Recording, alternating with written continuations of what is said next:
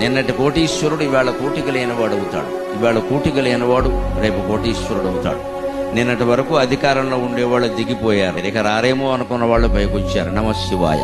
ఇంతకంటే భగవల్లీలకు ఉదాహరణ వేరే ఏమి అక్కల, ఇంతకంటే ఉదాహరణ వేరే ఏమి అక్కల.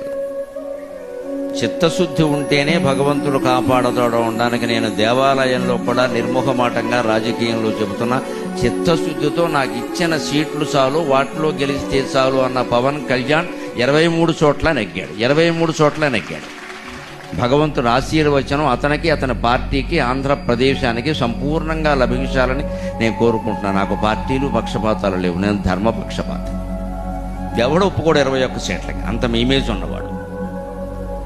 అక్కర్లేదు, మాకు పొత్తు ప్రధానం, ముందు గెలవడం ప్రధానం, అది కూడా ప్రజల కోసం అంతే. ఖచ్చితంగా వచ్చేసాయి. ఇవాళ అతనికి ప్రాధాన్యం ఉంటుందని వేరే చెప్పక్కల్లా, లేకపోతే ఉండదు. ఇది కూడా ఎలా వస్తుంది మనకి ప్రాధాన్యం? చిత్తశుద్ధి కారణంగా వస్తుంది, భగవంతుడేందు అచంచలమైన విశ్వాసం కారణంగా వస్తుంది.